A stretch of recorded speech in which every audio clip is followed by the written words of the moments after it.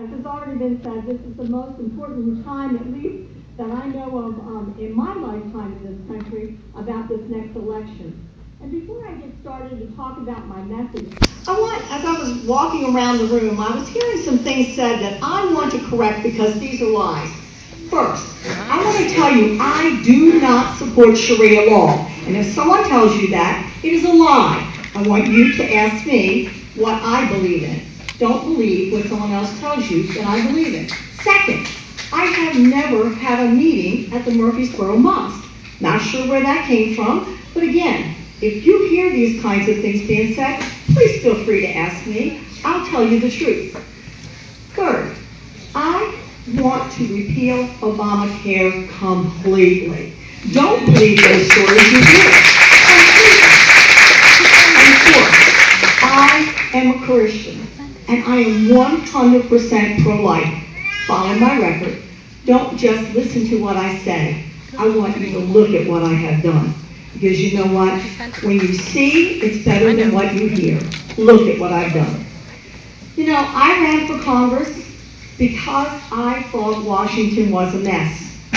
And now I know Washington's a mess. Because I have been there to see it personally. And I'm even angrier now and more angry about what's going on to say we need to fix what's going on up in Washington. And it has been a privilege to serve up there for the last 2 years. You know, common sense values that we have here in Tennessee, they're nothing up in Washington. Because if what is happening in Washington were happening back here in Tennessee with our business owners would have gone broke. They would not have been able to stay in business with the kind of activity that's happening up in Washington. And folks, I am running for re-election because I have been there and I have seen it firsthand. And I can tell you, I am ready for the fight in Washington. I've been fighting, and I want to go back and continue this battle so that we can be successful to turn this country around. Now, look, the president, the president and the Democrat Congress, as well as even some of my moderate Republicans, are continuing to want to spend this country into oblivion. We cannot allow this to happen. We're $16 trillion in debt, and we continue to grow. We only have to look at what's happening across the ocean from us, across the Atlantic, to see what's going to happen if we don't get our fiscal house in order. Listen, we need people in Washington who are tough. We need people in Washington who are smart. We need people in Washington that aren't afraid for a fight. And that's me. Let me tell you a little bit about how I have fought and been fighting. Since I was an elected official, I have been fighting. When nobody else was willing to stand up to Jimmy Nathie, I ran for speaker. And you know what? I ran against the second most powerful Democrat in this state for the Senate seat, and I won. And when I had a governor of my own party want to bring an income tax to this state, guess what? I said no, and I stood up and fought. And I am fighting that very same way for you in Washington. Listen, I'm not afraid of complicated issues, because complicated issues need people to make sure that they're looking at them and finding a way to solve them. I'm not afraid of that. You can't sit on the back row and just keep voting no. You've got to find ways to solve the problem. I'm not up in D.C. sitting on the back row just voting no. I am finding solutions to the problems that are there. Spending is out of control, and we need to end that. $1 trillion here, $1 trillion there. We've got a president who has given us a budget year after year that's $1 trillion, $1 trillion. And when this president asked for a blank check to raise the debt ceiling, I said no, and I voted no. But you know what? I didn't stop there. I went to work with my other colleagues to say, let's move this ball down the court. Let's find a way to move the ball down the court. And so we asked for three things. We asked for $1 trillion worth of cuts. We asked for an opportunity to vote on a balanced budget amendment to the Constitution. And we said we want to freeze mandatory spending for 10 years. And guess what? We got all three of those.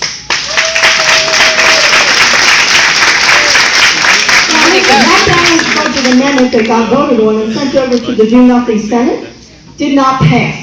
But here's what we did do, and this is why this is important for this election, is we got those people on record. We now know who those people are that are not willing to balance the budget of our country, which is what keeps growing our deficits. And now, those constituents who look at that will have an opportunity to make that choice and to put pressure and accountability on those senators so that we can get some help for our Senator Bob Corker in the Senate so we can actually have a willing partner and get things done. It is now public record. But you know what? We can't stop there. We have got to keep on working. And we've got to get our fiscal house in order. But you know what? We also have to get on the right path as far as our core values. We need to make sure that we elect officials that are going to govern with a moral compass, that are going to honor our Constitution. That is so very important. So let me tell you about myself. I am a Christian, as I just said before. I am pro-life. I believe that life begins at conception. I believe that marriage is between one man and one woman.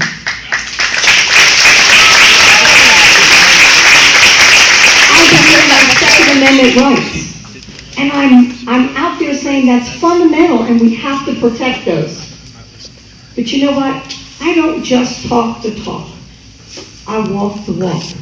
Let me tell you how I walk the walk. My actions, both here at the state level and also in Congress, will tell you that I have done the kinds of things to show you who I am.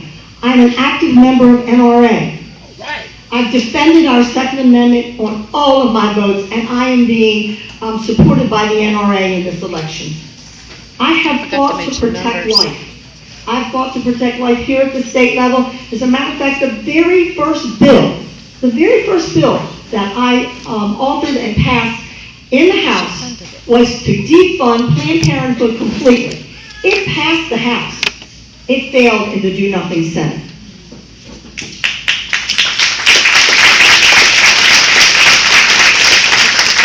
I am fighting to protect those values in Congress. And I am a true conservative. I have been named the #1 most conservative U.S. House member by the respected National Journal. So when people say that I am not conservative, check the record. Look at those who show that I am conservative. Now, let me talk a little bit about Obamacare, because it's been said that I don't want to repeal Obamacare. I am the only member of the House, the only freshman member of the House, who passed the bill last year. What was that bill? That bill was the defund part of Obamacare. It saved you, the taxpayers, $13 billion. It not only was filed, it was passed, it was signed into law. So how can someone say that I don't want to repeal Obamacare? Check it out. Now here's another thing that we need to do, and we're working on that, and I'm a part of working on that. We need to have tax reform. Tax reform is so important here in this country so that we can move our economy forward. We've got to have a fairer, flatter, and simpler way because our current tax code is full of loopholes. It is full of those things that are picking winners and losers. We have got to reform our tax code, and I'm working hard on that. And that, if we have the willing partners in the Senate and we have the willing partners in the House, we can make that happen. Listen, folks, I know that we have not moved the ball down the court far enough. I know that. And that's the reason why it's so important in this election that you not only send people like me back there that are fighting hard for you, but that we also work hard to make sure that the Senate gets changed and that we get a new president. Because part of what I have been doing during this last 2 years is blocking and tackling and keeping things that are bad from happening. Lord, have we done enough? No. We have got to do much more. But if you can give me a Senate and you can give me a president, we can actually turn this country around and head it back in the direction where we can create jobs and we can get this economy moving forward so that our future generations are not going to be left with the debt, but they're going to know what we have known. And that is an opportunity to live the American dream. We don't talk about the French dream. We don't talk about an Italian dream. We talk about the American dream. And the American dream can happen in this country again. You just need to make sure that you and all of your friends and everybody that you can to help even those in other states. Maybe some of those states that are surrounding us that have a hard Senate race, we need you out there helping there too, because America can be saved. Listen, I am asking for your support tonight. I'm asking you to go to my website, votedianeblack.com. You'll see a lot of information on there. And finally, if you have a question, if you're hearing something about me that doesn't sound like that's the Diane Black I know, would you please do me the honor and call me and let me tell you who the true Diane Black is?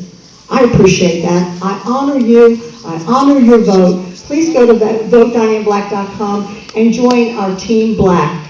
Vote back, fight back with Diane Black on August the 2nd. Thank you so much.